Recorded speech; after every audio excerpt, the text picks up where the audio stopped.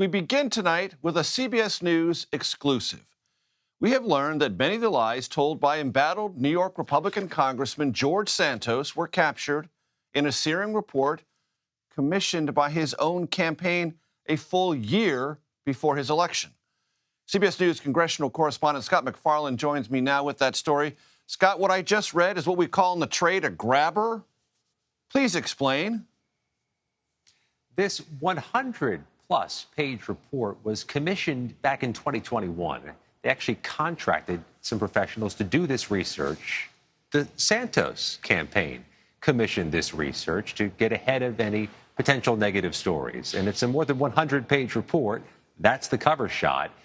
That there are so many pages is indicative of what this report was. A prequel, if not a preview, of the scandals that surround Congressman Santos. There are so many parallels in this internal opposition research report to the troubles Santos faces today, including the criminal charges. There are allegations in this internal report that surfaced at the Santos campaign's own commission that detail his potential improprieties with money, his lack of truthfulness about his life story, about his biography, about his family roots, claims about his grandparents being Holocaust survivors, his claims about having been married before. But more to the point, Major, the warning signs in this report were noted inside the Santos campaign. CBS News has learned that multiple campaign aides asked Santos to drop out of the race. When he refused to, those aides quit the job. They recognized what they were holding in that internal report. And Scott, for those in our audience who may be unfamiliar with this, walk them through that this is something that lots of campaigns do. They don't wait for somebody else to ask hard questions or uncomfortable questions. They try to prepare themselves by digging into the candidate's past and unearthing things so they can be prepared. Correct? In fact, some party leaders will insist on a candidate doing so. Some of these groups that help organize campaigns for the parties will say, if you want to become a candidate for federal office, you need to have an internal report on your own potential vulnerabilities. And if you think about it more fundamentally, Major, who's the best person to launch an investigation of problems in someone's life? That person, him or herself. They know best where to look and where to dig and what to try to reveal. Let's put that aside for a moment. These types of reports are not only done by the candidate, but they are often shared so that people are aware of what's happening with candidates that may be on the ballot. Our CBS News reporting indicates that this was circulated among some House Republican campaign leaders in Washington.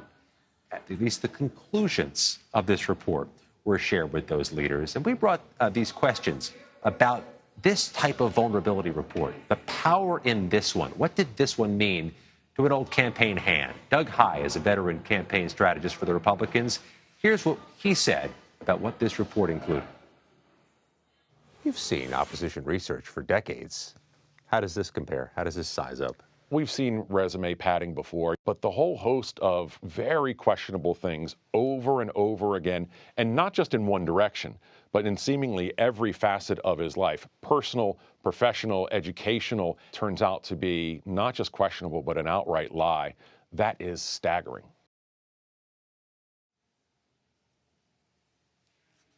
So, Scott, some people knew within the Santos campaign, some other Republicans knew.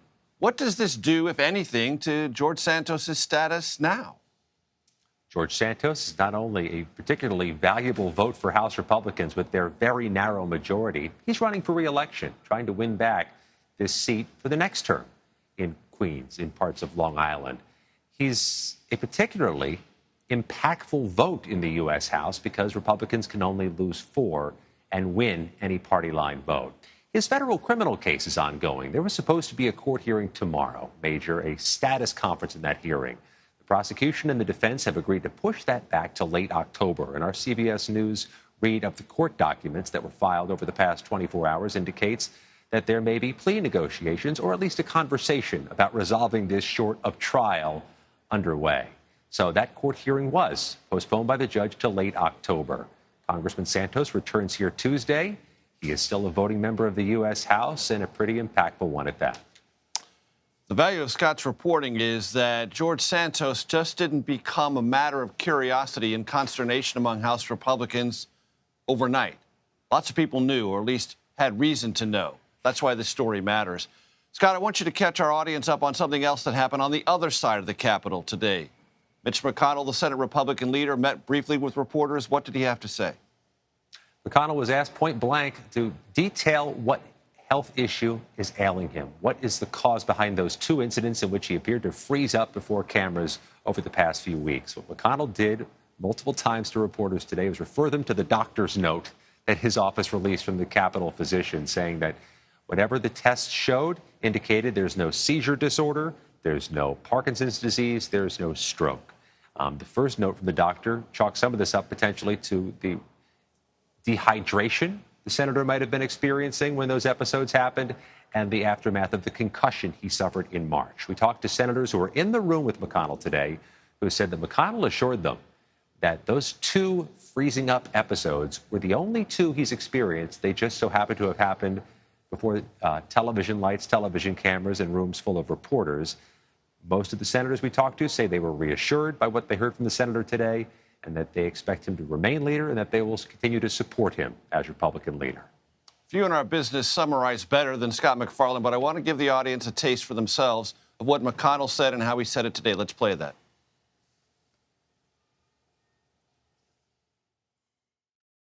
What a doctor said is the precise medical reason for those two freeze-ups. What Dr. Monahan's report addressed was concerns people might have that some things that happened to me did happen. Well, they didn't.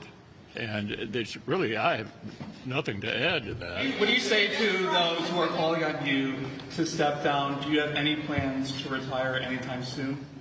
I have no announcements to make on that subject. But what do you say to those who are... I'm going to finish my term as leader, and I'm going to finish my Senate term. Scott, briefly, any sense that you got from Republican senators today that either of those two things will not happen, that he'll be able to finish his term and remain leader? There seems to be no shifting of the politics here, the political reality for Mitch McConnell. There's always been a small faction of Senate Republicans who've been trying to challenge him to install a different Republican leader, but he has the overwhelming majority of Senate Republicans still supporting him. And these health episodes and this new report from the Capitol physician don't seem to have budged that as this day ended. Scott MacFarlane with valuable exclusive reporting and a summary of the ongoing curiosity about the condition of Senate Republican leader Mitch McConnell. Thanks so very much.